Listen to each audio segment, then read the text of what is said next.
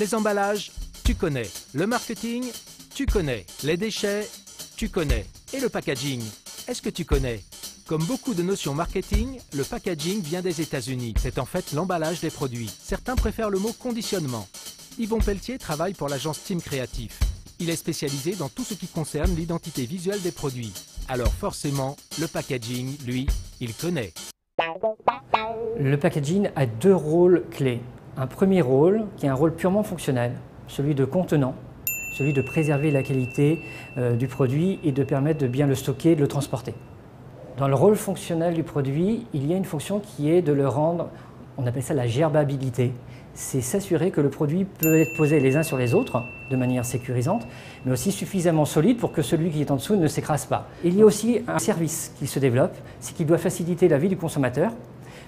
Une petite tirette pour ouvrir sa boîte de conserve, un couvercle refermable pour s'assurer qu'on va garder toute la fraîcheur du produit, des petites dosettes créées pour avoir la juste dose pour son café. Ça, c'est une première partie. Et il y a une deuxième partie qui est de se dire, le packaging, c'est un média. Un bon packaging a un rôle de pilote et de point de convergence de tous les systèmes de communication. Et d'ailleurs, plutôt que de parler de packaging, nous parlons d'identité packaging. Une identité packaging, on l'a vu, a une fonction d'appel, séduire, convaincre, ça va être le rôle du facing. Il y a d'autres parties d'un packaging, il peut être constitué de plusieurs faces, de 6 faces, de 2 faces. Il est évident qu'il y a d'autres mentions légales et obligatoires à faire figurer. Les grammages, de quoi est fait la recette, les valeurs nutritionnelles qui sont à l'intérieur, il y a un tableau nutritionnel. Il y a ce que l'on appelle une forme d'obligation légale, ce que l'on appelle les GDA, qui doivent faire figurer les taux de matière grasse, les taux de sucre, les taux de glucides, etc., qui permet au consommateur d'avoir une information structurée et qu'il peut comparer de produit à produit.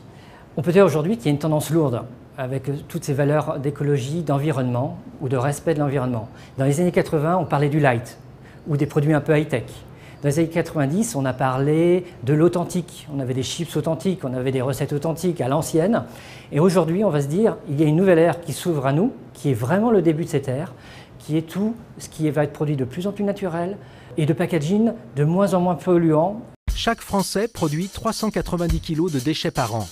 Oui, toi aussi. 25% de ces déchets représentent des emballages. Alors, chez Danone, ils ont décidé de les réduire en limitant le packaging. Explication avec Flore Auger, chef de produit senior. La différence entre un emballage et un suremballage, c'est que l'emballage, ça va être ce qu'on va appeler emballage primaire, c'est-à-dire vraiment ce qui contient le produit que l'on déguste, c'est-à-dire votre pot de yaourt sur lequel il y a une opercule que vous ouvrez avant de consommer.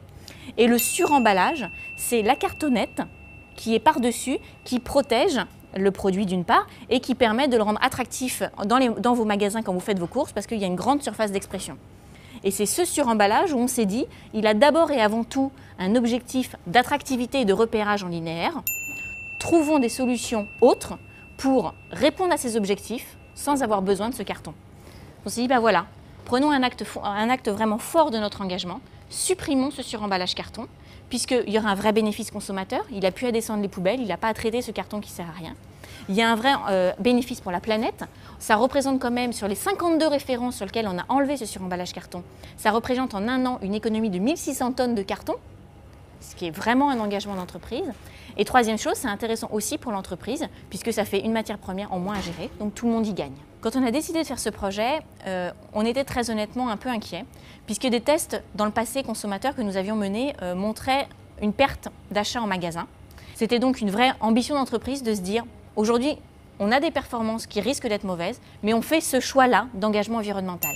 On a vraiment repensé tout ce packaging, on a accompagné le changement de façon significative pour expliquer ce changement et aider les consommateurs à connaître le pack avant et surtout le reconnaître après ce changement. Comme quoi, il est possible de concilier marketing et écologie.